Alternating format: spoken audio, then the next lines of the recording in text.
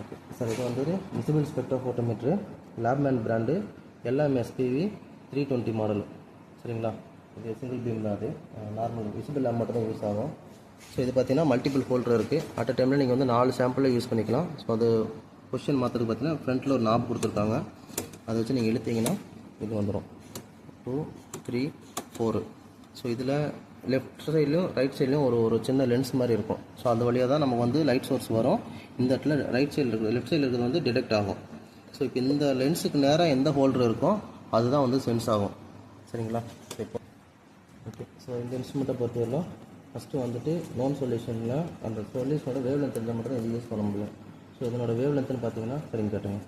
So minimum வந்து 320 start ஆகுது. But நமக்கு வந்து விசிபிள் ரீஜன் பார்த்தீங்கன்னா 335 மேலே தான் யூஸ் ஆகும். ஸோ 335 to up to 1000 கொடுத்துருக்காங்க. பட் நமக்கு வந்து மோஸ்ட்லி 980 வரையும் யூஸ் பண்ணிக்கலாம்.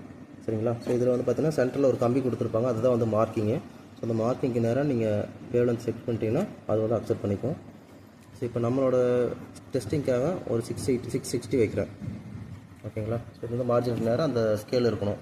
ஸோ ஃபஸ்ட்டு 660 வச்சுட்டு இன்ஸ்ட்ருமெண்ட் கூட பார்த்தீங்கன்னா இந்த மாதிரி ஒரு டம்மி கீவர்ட் ஒன்று வரும். அதுக்கப்புறம் இந்த மாதிரி ஒரு கிளாஸ் கீவர்ட் வரும். ஸோ இதில் வந்து விசிபிள் ரீஜனை பொறுத்து மொத்தம் 2 செட்டிங் பண்ணோம். ஒன்று வந்து 0 செட்டிங்க்கு இந்த டம்மி கீவர்ட்டு, 100 செட்டிங்க்கு இந்த கீவர்ட்டில் வாட்டர் டிஸ்க் வாட்டர் இல்லாட்டி ரெஃபரன்ஸு பிளாங்க் இல்லாட்டி ஏதாவது ஒன்று ஃபில் பண்ணி 100 செட்டிங் பண்ணணும்.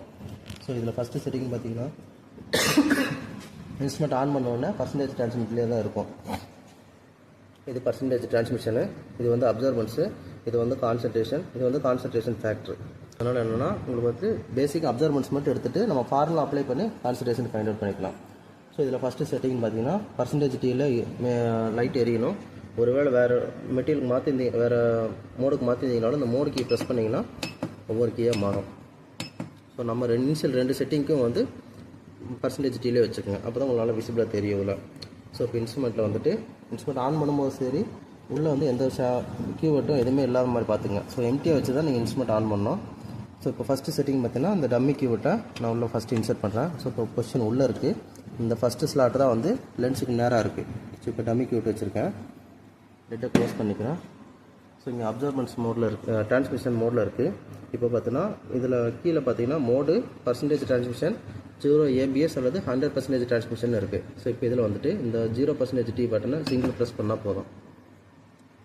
இது வந்து டார்க் செட் ஆகிரும். தட் மீன்ஸ் என்னென்னா லைட் சோர்ஸை பிளாக் பண்ணி இன்ஸ்ட்ருமெண்ட்டுக்கு வந்து 0 அப்படின்னு ஃபிக்ஸ் பண்ணுறது இந்த மோடு. ஸோ இப்போ இது முடிஞ்ச உடனே மறுபடியும் அந்த டம்மி கீவர்ட்டை எடுத்துகிட்டு கிளாஸ் கீவர்ட்டில்